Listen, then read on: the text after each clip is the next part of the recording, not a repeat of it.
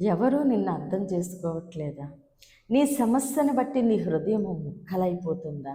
నీవిప్పుడు మనస్ఫూర్తిగా నవ్వలేకపోతున్నావా?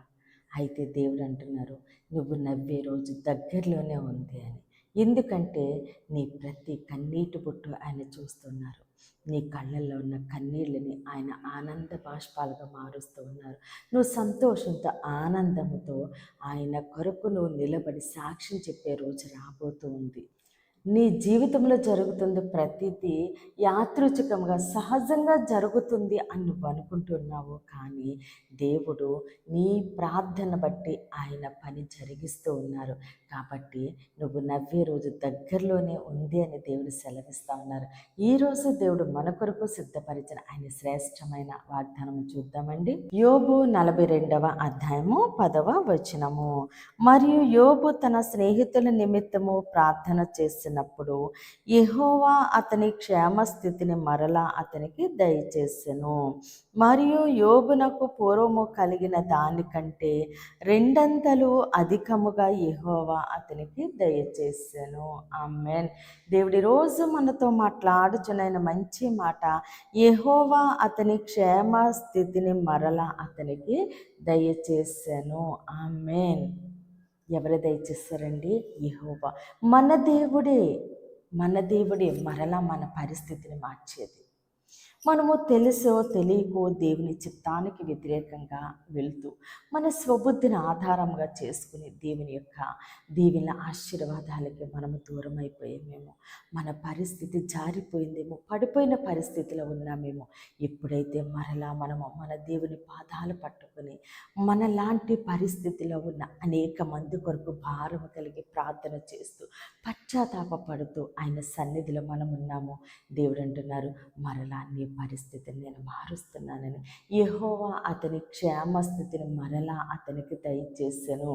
ఎవరైతే ఈరోజు పడిపోయిన స్థితిలో, జారిపోయిన పరిస్థితుల్లో ఉన్నారో దేవుడు అంటున్నారు, మరలా నేను నీ క్షేమస్థితిని నీకు అనుగ్రహిస్తా ఉన్నాను.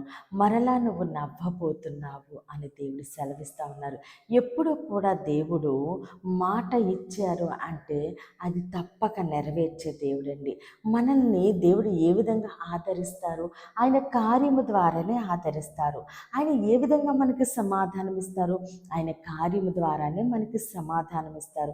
అలానే ఆయన క్షేమస్థితిని ఎలా మనకి దయచేస్తున్నారంటే, ఆయన మన జీవితంలో మనకి ఏది అవసరమో, ఏది అక్కరగా ఉందో, దేని కొరకు దేవుని పాదాలు పట్టుకుని కన్నీరు కారుస్తున్నామో ఆ విషయంలో దేవుడు కార్యము జరిగించి మనకి విడుదలిచ్చి మన లేవనెత్తి మన యొక్క క్షేమస్థితిని మరలా ఆయన మనకి దయచేస్తూ ఉన్నారు. కాబట్టి ఏ పరిస్థితిలో ఉండున్నావు ఈరోజు దేవుని పాదాలు పట్టుకున్నావో, కన్నీరు కారుస్తున్నావో, దేవుడు మరలా నీ క్షేమస్థితిని ఆయన మరలా నీకు దయచేస్తూ ఉండగా ఆయనకి సమస్త ఘనత మహిమ ప్రభావాలు చెల్లిందామండి.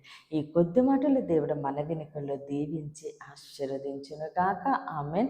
ప్రేయర్ చేసుకుందామండి. అందరూ కన్నులు మూసుకొని ప్రేయర్లో ఏకీభవించండి. మహోన్నతుడ, మహాగణుడ, పరిశుద్ధుడా, నీకే స్తోత్రాలు, వందనాలు దేవా తండ్రి.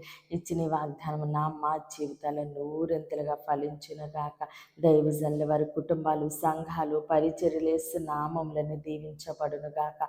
యెరూషలేముకి యేసు నామములోనే క్షేమము కలుగునుగాక. దేవుని మాట పరిచర్యల పాలిభాగస్తులే భారం కలిగి ప్రార్థన చేసిన ప్రతి ఒక్కరిని దేవుడు బహుగా దీవించి ఆశీర్వదించునుగాక. ఈరోజు పుట్టినరోజు, పెళ్లి రోజు జరుపుకుంటున్న ప్రతి ఒక్కరిని దేవుడు బహుగా దీవించి ఆశీర్వదించునుగాక.